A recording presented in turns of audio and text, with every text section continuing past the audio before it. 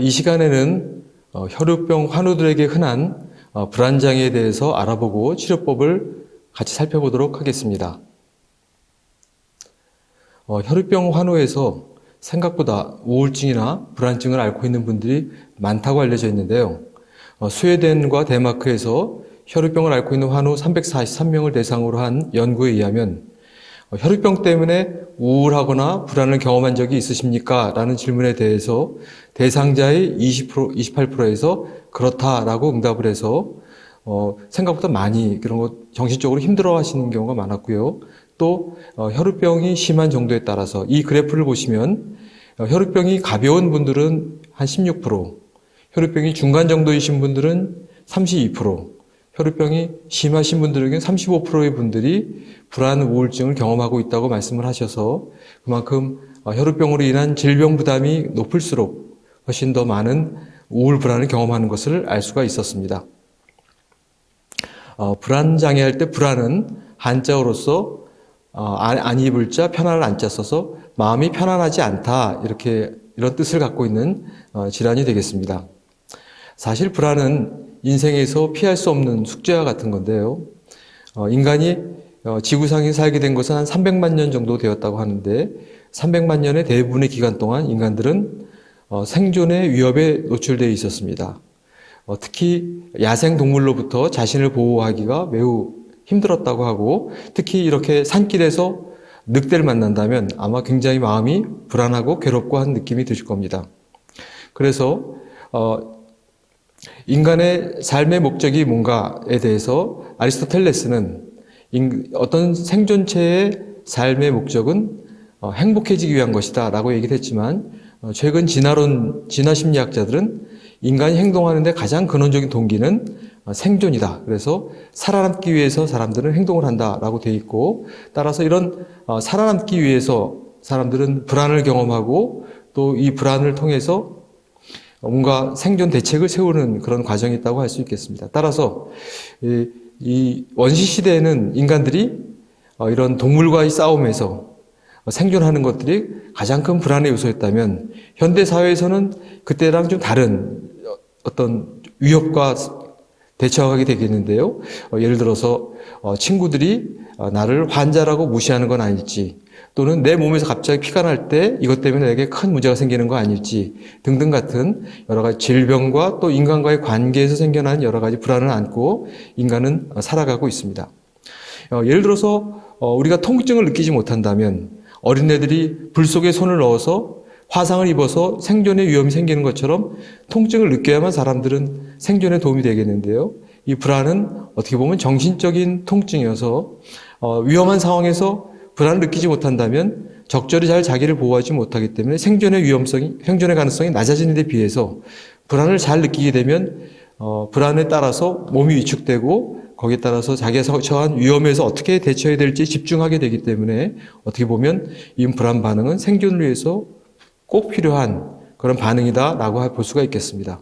그래서 이 불안 반응을 보였을 때 이것을 정상으로 봐야 될지 아니면 병적인 것으로 봐야 될지의 구분은 매우 애매한데요.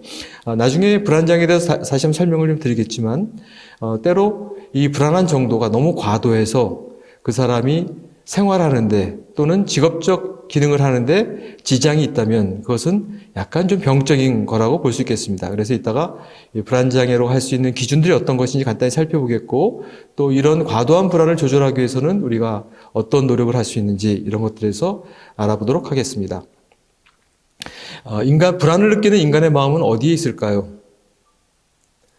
예전에는 그 마음이 인간의 심장 속에 있었다고 생각을 했었지만 지금은 인간이 느끼는 불안은 뇌에서 반응을 한다고 생각을 합니다.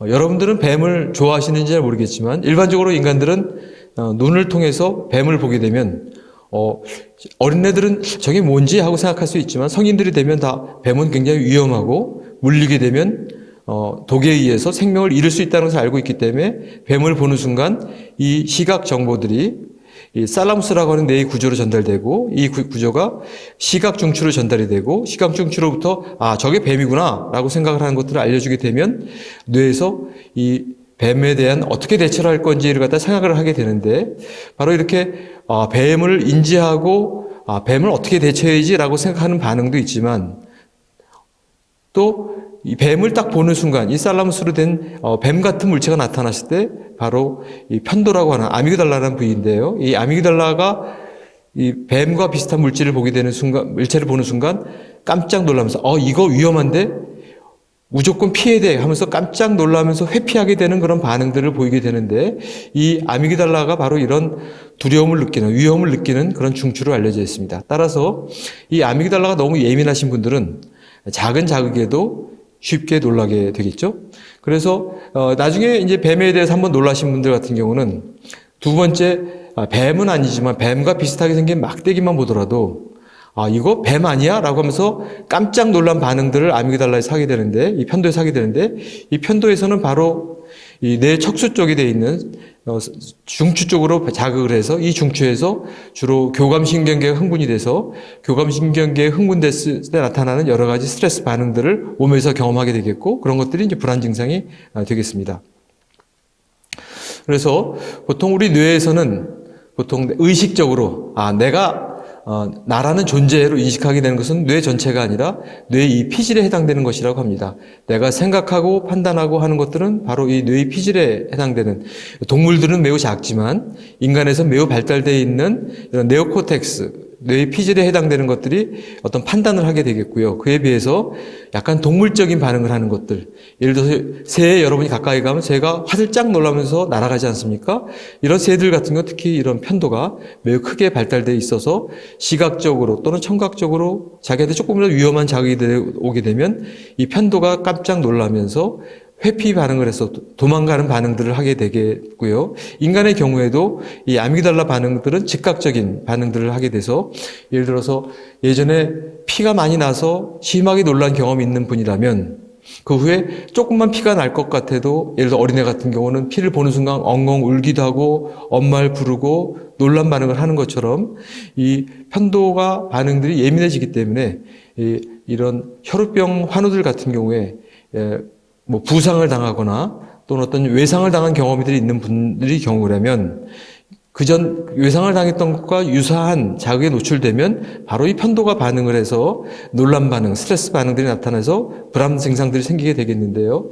이런 대표적인 증상들로는 뇌의 경우에는 어떤 이거 뭐 안 좋은 일이 생기는 거 아니야? 예감을 한다든지, 또 뇌에서 우울감이 나타나기도 하고 공황 발작이 나타나기도 하고 머리가 아파지기도 하고 예민해지기도 하고, 심장 같은 경우는 이제 심장이 두근거리고 또 호흡기 증상이 나타나기도 하고, 또 위장 반응 같은 경우는 소화가 안 되고 배탈이 나기도 하고, 또 근육의 피로감, 혈압이 높아지고 그런 각종 통증의 반응도 나타나게 되는데, 바로 이런 것들이 바로 아미그달라로 인한 불안 반응들이 나타났을 때 나타날 수 있는 증상들이다라고 할 수 있겠습니다. 보통 우리가 불안장애는 다양한 불안장애가 있게 되는데, 이 불안장애를 분류할 때의 방법들은 그게 두려운 대상이 뭔가, 그 사람이 뭘 두려워하는가에 따라서 불안장애의 특징들이 나눠지게 되겠고요. 또 그 사람이 어떤 증상들을 경험하는가, 또 그걸로 인해서 학업이나 또는 자신의 하려는 일에 지장이 있는 경우, 특히 정신적으로 너무 고통을 받는 경우, 이런 경우에도 우리는 불안장애다라고 하게 되겠는데요. 불안장애는 대략 이런 종류의 불안장애들이 있습니다. 첫째, 외상후 스트레스 장애라고 하는데요. 외상후 스트레스 장애라는 것은 심각한 교통사고를 당한다든지, 또는 요즘 팔레스타인 사람들처럼 전쟁이 있어서 폭탄이 주변에 막 터지고 총알이 난무하고 그럴 때 그 근처에 있을 때 총알이 나한테 꼭 날아올 것 같은 두려움을 느끼게 되는 것들, 이런 심각한 생명의 위협을 느끼는 경험을 한 이후에 이 정신적 외상과 관련되어 있는 자그마한 반응에 대해서도 잘 놀라고, 거기에 대해서 과도하게 놀라고 회피 반응을 보이고, 이런 것들을 이제 우리가 외상 스트레스 장애라고 하는데, 우리 환우분들 같은 경우는 이 혈우병으로 인해서 어떤 심한 부상을 당한 경험이 있으시거나 어떤 생명이 위독한 경험을 하신 적이 있다면, 또 그런 부상을 당한 상황이 있을 때 그것을 두려워하고 회피하려고 하는 것들이 매우 강렬하게 느껴지신다면, 이런 그 당시 처음에 느꼈던 어떤 정신적 외상으로 인해서 어떤 정신적인 후유증이 남아있는 외상 스트레스 증상이라고 할 수 있겠습니다. 이 강박장애 같은 경우는 강박, 뭔가 꽉 묶여 있다는 뜻이죠. 자기는 원치 않는데 반복적으로 떠오르게 되는 어떤 생각, 이미지, 충동 이런 것들을 말하게 되겠는데요. 그래서 반복적으로 떠오르는 이런 이미지 또 이런 것들을 없애기 위해서 하는 반복적인 행동들을 특징으로 하는 병이 되겠습니다. 그 외에 범불안 장애라는 병이 있는데요. 범불안 장애는 폭넓게 불안해한다 이런 뜻으로 일상생활의 다양한 것들에 대해서 사소한 것들에 대해서 걱정하고 두려워하는 것들을 말하는 장애를 말합니다. 특정 공포증은 불안장애 중에서 가장 흔한 불안장애인데 어떤 특정 대상에 대해서 예를 들어서 어렸을 때는 뭐 거미나 벌레 또 새 이런 것들을 이제 두려워할 수 있게 되겠고요. 또 개를 무서워하시는 분들도 꽤 있죠. 그 외에 천둥, 번개, 또 피를 두려워하시는 분도 있고 또 높은 다리, 좁은 공간 이런 것들에 대한 두려움이 있어서 거기서 그런 자극에 노출되면 심한 불안을 느끼는 경우 우리가 공포증이다 이렇게 말하겠습니다. 또 공황장애라고 해서 심하게 놀라고 당황한다는 뜻의 불안장애의 일종인데요. 요즘 연예인들이 많이 걸렸다고 해서 여러분들 잘 알고 계실 텐데 유병률 자체는 높지 않지만 보통 이 증상들이 생기면 심한 불안 증상이 급격하게 나타나기 때문에 자기가 꼭 죽을 것처럼 느껴져서 응급실에 많이 가게 돼서 이 공황장애를 앓는 분들은 흔히들 병원에 가서 치료를 받거나 진단을 받게 될 가능성이 높은 질환이 되겠습니다. 불안 장애에서 나타나는 증상들은 아까 말씀드린 것처럼 편도가 흥분이 돼서 교감신경이 흥분되고 교감신경계가 흥분돼서 나타날 수 있는 여러 가지 흥분 증상들이 특징적이 되겠는데요. 대표적으로는 심장이 빨리 뛴다든지 또는 두통이 있다든지 호흡이 가쁘다든지 그래서 숨이 막혀서 꼭 죽을 것처럼 느껴지기 때문에 보통 자기가 큰 폐병에 걸렸다고 생각하기도 하고 또 머릿속에서 끊임없이 걱정이 떠오르고 또 이것 때문에 집중이 어렵고 또 인내심이 부족해지고 그런 소화기 증상, 땀나고 또 생각이 많아지고 걱정하는 생각이 굉장히 많아지는 거죠. 또 이런 불안 때문에 기억력이나 집중력이 떨어진 것 같은 경험들을 하시게 되는 그런 전신적인 증상들이기 때문에 예를 들어서 여러분들이 여기서 몇 가지 증상들이 있으시다면 내가 약간 불안 감수성이 높구나. 내가 성격적으로도 그럴 수 있고 또 정신적 외상을 당해서 그럴 수도 있고 또 내가 건강에 대해서 항상 염려를 하다 보니까 불안증이 생겨서 그럴 수도 있고 그래서 이런 다양한 신체적, 정신적 증상들이 나타날 수 있기 때문에 내가 혹시 불안 증상이 생긴 건 아닐까 한번 꼭 의심해 보실 필요가 있겠습니다. 그래서 이런 여러분들 증상을 보시면 아시겠지만 불안장애 증상들은 꼭 정신적으로 불안한 것들만이 아니라 신체적 반응으로 나타나는 경우들이 많기 때문에 이런 신체적인 다양한 증상들이 생겨나고 그거에 대해서 의학적으로 어떤 특정 장기의 이상 소견이 없다면 그 증상은 불안 증상으로 생겼을 가능성이 매우 높기 때문에 불안장애를 꼭 한번 의심하셔야 되겠습니다. 공황장애 특징들을 살펴보게 되면요. 예상치 못했던 상황에서 전에는 지하철을 잘 타고 또 자동차 운전도 잘했었는데 예상치 못한 상황에 갑자기 심한 불안 증상이 나타나서 보통 5분이나 10분에 최고조에 도달하고 보통은 한 30분 이내에 가라앉는 것이 특징적인 증상들이고 여기 있는 증상들은 모두가 다 교감신경계가 흥분됐을 때 아주 심한 증상이 갑자기 나타났다가 사라지는 보통 이때는 내가 심장병에 걸렸거나 중풍에 걸렸거나 또는 폐가 망가졌다고 생각하기 때문에 응급실에 뛰어가시게 되겠는데 응급실 갔을 때 이미 증상들이 다 나아진 경우들이 많습니다. 그래서 이런 증상들을 한번 경험하게 되면 증상이 또 생길까 봐 심하게 걱정을 하고 외출하기도 두려워하고 이런 행동상의 변화가 있다면 공황장애라고 할 정도의 수준이다 하고 할 수 있겠습니다. 강박장애라는 것은 원하지 않는 생각이나 이미지나 충동이 반복적으로 떠오르고 이것을 억누르기 위해서 반복적인 행동을 하게 되는데 예를 들어서 내가 세균이나 더러운 게 묻어서 이러다가 내가 큰 병에 걸리거나 이런 감염이 되지 않을까 이런 생각이 드시면 반복적으로 씻게 되겠죠. 그래서 너무 자주 씻고 또 너무 오래 씻고 보통 30분 이렇게 샤워를 했다 하면 1시간 이렇게 하시는 분들은 대부분 이런 뭔가 청결에 대한 강박 증상이 있는 것을 의심할 수도 있겠죠. 또 확인 강박이라고 해서 문이 잠겼는지 또 가스불을 껐는지 전기불을 껐는지 차가 지나가다가 덜커덩 했는데 내가 혹시 실수로 사람을 친 건 아닌지 자꾸 반복적으로 확인하게 된다면 보통 한두 번 확인한다면 좀 예민하구나라고 할 수 있지만 한두 번이 넘게 확인한다면 이건 조금 과도하다 이렇게 볼 수가 있겠고요.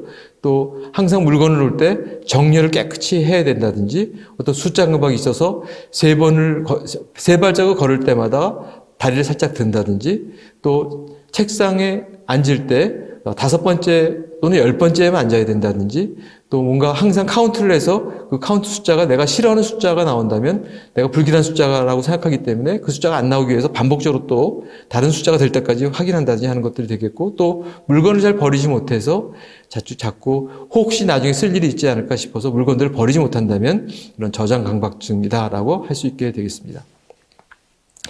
범불안 장애는 일상생활에서 사소한 걱정거리를 반복적으로 걱정하고 이를 조절하기, 통제하기 어려운 상태가 지속되는 경우, 그래서 보통 한두 달, 며칠 정도 걱정하는 경우는 아주 흔하기 때문에 그런 사람까지 우리가 병명을 붙일 수는 없어서 우리가 좀 병적이다라고 할 때면 한 6개월 정도 이상은 이런 것들이 지속되는 성향이 있는 분들을 우리가 범불안 장애를 하게 되겠는데요. 여러분 같은 경우는 이제 건강에 대해서 계속 염려하는 습관이 있다 보니까 자꾸 건강에 대한 염려가 지속적으로 떠오를 수도 있겠고요. 또 건강뿐만 아니라 또 인간관계에서 자꾸 이제 병을 앓다 보면 인간관계에서 어려움을 겪게 되시기 마련인데, 어떤 친구들이나 가족과의 관계에서 사소한 갈등이 있다 하더라도 그 갈등에 대해서 과도하게 걱정을 한다든지, 또 내가 처리한 일들을 제대로 잘 했는지 자꾸 반복적으로 걱정을 하고 생각이 꼬리를 물고 악화를 시킨다면 이게 내가 좀 과도한 걱정과 근심이 있구나라고 생각할 수 있겠고요. 동반된 증상으로는 너무 오랫동안 걱정을 하기 때문에 좀 피로감이 많고, 또 불안이 심하기 때문에 안절부절 못하기도 하고, 항상 긴장된 상태이기 때문에 근육이 긴장되고 또 통증을 느낄 수도 있고, 집중력이 저하되고 잠을 잘 못 자고 기분이 항상 짜증이 나고 신경의 곤두선 같은 느낌이 든다면, 이런 것들이 지속적으로 느껴진다면 내가 좀 근심 걱정을 많이 하는 범불안 장애 기준에 해당될 수 있겠구나라고 생각하시면 되겠습니다. 그래서 범불안 장애는 생각보다 많아서 외국 연구 결과만 6% 정도의 사람들이 생긴다고 하니까, 여러분들이 근심 걱정이 너무 많다면 혹시 내가 이런 범불안 장애 기준에 해당되는 것은 아닌지 한번 스스로 검토해 보시는 것도 권하고 싶습니다.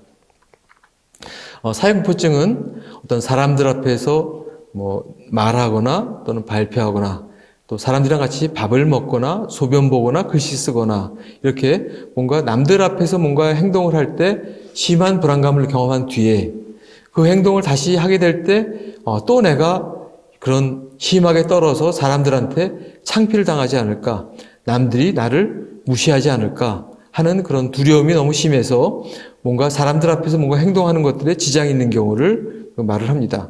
그래서 이 다른 불안증들은 일반적으로 여자들이 높은데, 이 사회공포증은 남자에서도 꽤 높은 것으로 되어 있는데, 그 이유는 남자들이 이 사람들 앞에서 뭔가 행동해야 될 일들이 더 많기 때문이라고 해석하기도 했는데, 그만큼 이 사람들 앞에서 뭔가 자연스럽게 행동하는 것들은 대부분 사람들한테 쉬운 일이 아니고 두려운 일이지만, 특히 이런 남들 앞에서 뭔가 행동을 하다가 자기가 그 심한 불안 증상을 느꼈을 때, 이때 그 후에 거기에 대한 고통을 당하고 회피 증상을 보이고 그런다면 약간 공포증으로까지 발전한 것으로 볼 수 있게 되겠습니다.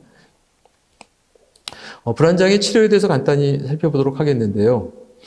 대부분의 불안 증상들은 사실은 어떤 자연스러운 반응들이고 또 일시적인 증상들이기 때문에 굳이 약물 치료를 필요로 하지는 않습니다.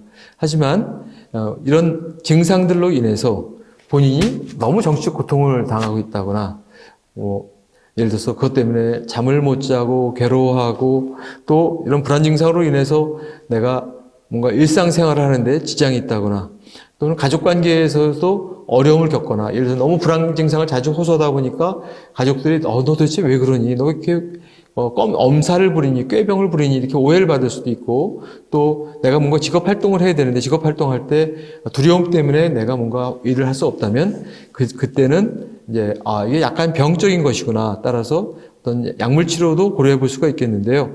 예전에는 안정제, 항불안제 이런 것들을 많이 썼었지만 지금은 SSRI 계통의 항우울제들이 가장 대표적인 약물 치료제가 되겠고요. 이 약제들은 장점은 효과가 매우 좋고, 보통 한 75%나 80% 정도의 사람들이 이런 약을 먹으면 증상이 많이 좋아지는 것을 경험하게 되겠고요. 그리고 이 약제들은 습관성이 없어서 비교적 오랫동안 지속해서 먹더라도 별 부작용 없이 효과를 기대할 수가 있다는 것도 장점인데, 비해서 효과가 나타나는데 보통 2, 3주 이상의 시간이 걸리기 때문에 보통 초기에는 이런 항불안제, 벤조다이핀계 안정제라고 그러기도 하는데요. 이런 약제들을 소량을 같이 병용을 하다가 호전이 되면 이 항불안제는 줄이고 또 나중에 안정적인 상태, 보통 한 6개월이나 1년 정도 지나서 상태가 안정이 되면 이 약제를 중단할 수도 있게 되겠습니다.